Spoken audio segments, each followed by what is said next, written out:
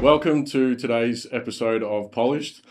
Today, our guest is supply chain superstar, pilot, skydiver, and all-around general nuisance, Urszula Kelly. Welcome. Hello. Welcome. Good to see you. Great being here. Cool. So your journey from Poland, you knew at a very young age that you wanted to leave Poland and learn English and go to another country. How did that come about? Well, my sister, I've got a twin sister. Both her and I have a speech defect, so we can't actually roll R's properly. And as you would know, in Polish language, you roll R, 300 times a sentence, basically. So we went to speech therapy for a while, and that was really painful. I did not enjoy it at all. So then I decided that instead of doing that, I would choose the easier way. And I would just move out of Poland, somewhere where I can speak a foreign language. And English was the first thing that came to mind, where people are not going to know whether I can or cannot roll my R's. And here I am. And do you still roll your R's in Polish?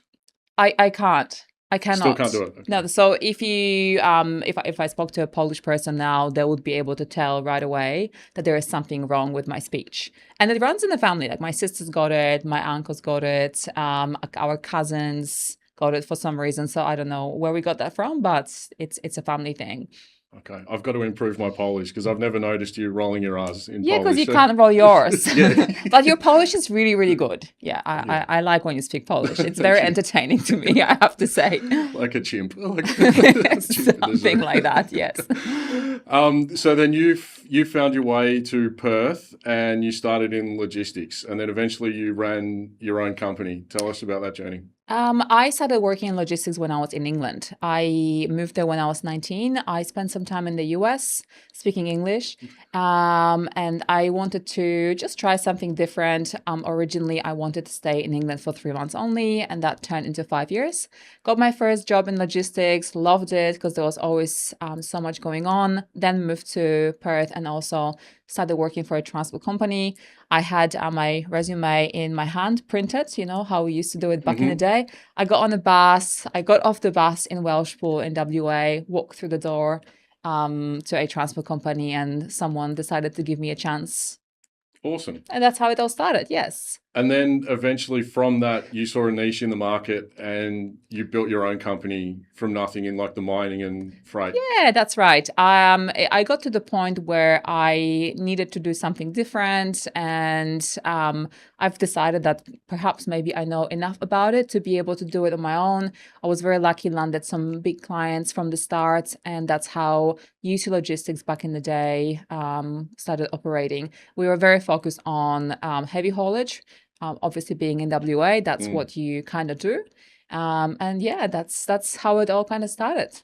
And your twin sister, she's a world-renowned truck driver in Poland and across the continent. She is, yes. Did she ever come and drive trucks for you in Perth? No, she didn't. She came for a visit, and we did some traveling around Pilbara together because it's the kind of combinations that we see here you don't really get to see in Europe. So for her it was very, very exciting. She just had a baby, a first baby in the family, so she's having a little break from driving, but I'm sure she will be back into it in no time. Yeah, I think they'll miss her after that. Yeah, I think so. Or she will just need a break, basically. All the carnage that she causes. That's it, yes. And then eventually you sold your company and came to Melbourne. I first came to Melbourne for personal reasons, and I was also ready for a change. I felt like there was only so much I could do in Perth. I wanted to do some work over this side of the country. I was flying for more and more projects. And so I moved and then realized that it was actually extremely difficult to run a, Western business from the East Coast, and decided to sell that business and move into compliance, which I am today. And tell us about compliance. Like it's obviously, I don't know how. Be very careful. Yeah, the legal industries can be very, I don't know, mundane is the word, but also exciting. How do you find it? I enjoy it for the purpose why I enjoy it. I enjoy it because no one likes it. And it's one of those jobs that no one wants to do, but it's a necessity. So when we work with clients, I feel like we actually bring some value because we're doing the job that no one wants to do. And I wouldn't say it's exciting. I mean, it might be for me because that's what I do for work, but I don't think I've ever heard anyone tell me that national heavy vehicle law was exciting in any way. Although I do know people who read the legislation before they go to sleep at night. It's their daily thing. So, it's a thing. It can be a thing. Each to their own. Absolutely. I can't see you doing that, to be quite honest. No, not not your at all. I'm more likely to break the law than follow the law, I think. Yeah. Well, we're not doing that. Obviously you hear the same weird and wonderful stories that I hear as well in the trucking industry. Have you got any that you can share without naming names? Like, what's the worst of the worst that you've seen? The most stupid non-compliance? Stupid non-compliance. Oh, wow. That is a really, really big question. There's a lot to choose from, isn't there? There is so much to choose from. I am generally surprised with questions people ask me. And then I dive into what they do and how long they've been in transport. And they tell me that they've been running a transport business for 5-6 years with 10 plus prime movers, and they call up to ask what their axle group weights are, those sort of things. So that definitely amazes me. Yes, but we see less and less of that because operators are starting to realize that it's something they need to take a little bit more seriously. And the fines are so high. And the nowadays. fines are obviously very, very expensive. Fines for work diary breaches, they're always in hundreds of dollars. So everyone just pays a little bit more attention to all of that these days, which is a good thing. Actually, what's your opinion on the work diary breaches? Because they can be done, you can be penalised retrospectively. Up to, 30 days or 28. something? 28. 28 days, yeah. I feel that's a little harsh because you wouldn't penalise a car driver on the road for that. Yeah, I agree. It's always been a conversation, a heated conversation about why am I being penalized for forgetting my signature. Because it's pretty much one of not many jobs where you get penalized for admin mistakes. So that I have a bit of a problem with. I also think that the outcome of you being pulled over quite often depends on how you approach the officer, how the conversation goes. But at the end of the day, it's the law. So it's something we need to be doing. But, it's I can definitely see where you're coming from. And what about, where do you see the industry headed in terms of licensing? Because you would have heard the same stories that I've heard of three From blokes who? the ears to the ground as always. Yes. Of three blokes in a truck and all three are operating on the same license. And Yes. my brother gave me that license. He said it was okay. Yeah. Where do you see that heading? Interestingly, you just mentioned that because I was talking to someone about that the other day and also having a bit of a think about it. That is not something I have ever seen personally. Has anyone actually seen it, or is it this kind of myth traveling around? I don't know. Personally, I've never seen it. It's not something I can really comment on, and I can just say I hope that is not happening. There you go. Fair enough. We'll Yes. leave it at that. Let's leave it at that, yes. And a lot of your clients are in regional areas. How do you get to your clients? I mostly drive. Sometimes I fly a little plane because quite a few of my clients have huge farming estates in various parts of Victoria, and they have their own little airports. And when I can, I do that because that's something I enjoy. And yeah, it's just an easy way to get to places. And it's just really cool. So do they mow their own, if they don't have a landing strip, they can just mow their own landing strip for you? Yeah, you can absolutely do that, yes. There are certain requirements you have to meet in regards to length of your runway and whatnot. Obviously, if it's been raining heavily, we can't land. But most of them have actually dedicated runways, and some of them even cross runways, just in case it's too windy. Yeah, that's pretty fancy. That's very, very impressive, yes. And how did you get into flying? I come from a skydiving background, and one time, as it will happen eventually when you skydive, or a few times in fact, I broke my leg And I was at the drop zone, and a friend of mine who runs the drop zone didn't want me to sit on the ground and be sad. So he asked me to come for a flight with him. He's a pilot as well. And that's how I got the aviation bug. So I just waited for my leg to come out of a moon boot.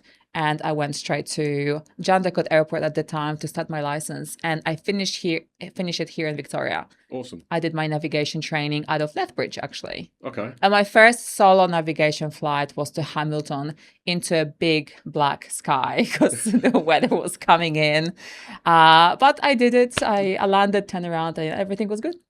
So, and any plane crashes yet? Because every time I see you, you've broken something else. You're half titanium these days. Yes. Problem with plane crashes is that they're unforgiving. They're very unforgiving. I mean, if you ask my instructor back in the day, they will tell you that I had some maybe crash landings, which weren't, the nicest landings. But yeah, thankfully, touch wood, I had some horrific flights where I was genuinely concerned and really praying to just land and get out of the aircraft. But that didn't happen many times. But yeah, there were some instances like that. Were you flying, or was that on Jetstar? No, I was flying. Yes. Yeah. Awesome. And then, are you carrying any injuries at the moment? No, I have been injury free for quite a while. No broken arms, no broken legs. So far so good. I've been broken bone free for about a year, maybe not quite a year, but thereabouts, few months. Yeah. So you need one of those WorkSafe boards. I'm mature. That's it. I'm maturing. Okay. That's what's happening. I'm 37 now. So it's probably time the body just doesn't come back it doesn't bounce back as when you're 20 and you break something. So I have to be a little bit mindful of that, as you would know. And what about cycling? Where are you? Are you a champion, or I know you do a lot of cycling, but I've never asked you about cycling, to be honest. So currently we are preparing for the World Championships that will be held in August in Japan. I've never been to Japan, so I'm very, very excited. The races are going to be in the mountains, so it's going to be definitely a challenging day out for me. But that's the flavor of the month, of the season at the minute. Okay. So we're just waiting for summer to finish because we're still doing some races here and there, and then we can get stuck into winter training. Awesome. Which is not always very enjoyable here in Victoria, unfortunately. But you got to do what you got to do. 100%. And then, what's next for your business? What's next for my business? First of all, NHVAS is going through a major change starting 1st of July. So that is going to be a big job for us that has kind of already started, of taking our clients to the other side of it. And as you know, change can be quite difficult and complex in this case. So we're definitely prepping for that. And we're focusing more on chain of responsibility, audits and advisory on law. I've got a great auditor working with me at the minute. We've got another one coming on mid-year. So things are happening. We're growing a little lovely team, and yeah, we'll see where it all goes. Yeah. And I know the answer already, but are you affected by Trump bombing Iran last night and Strait of Hormuz and all that? Does that affect you? Well, funny you say that. I still do some projects with Logistics Bureau. As you know, I've got a very good relationship with Rob O'Byrne. We've done a lot of great work together. We've been asked to do a project in Abu Dhabi. And I was meant to be there last week, actually, but I was thankfully booked out with a dairy company here in Victoria. So I went to Warrnambool instead of Abu Dhabi, thankfully, nice. Because I don't think that would be a very good place to be at the minute. No. And, as you know, flying to Poland, we kind of always have to fly through the Middle East. So, yeah, we'll just have to wait and see what happens with all that. I just booked flights to Poland last week as really? well. Through Dubai, via Dubai, of course. Of course. It's just so unnecessary. And, yeah, we'll just have to wait and see how it all unravels.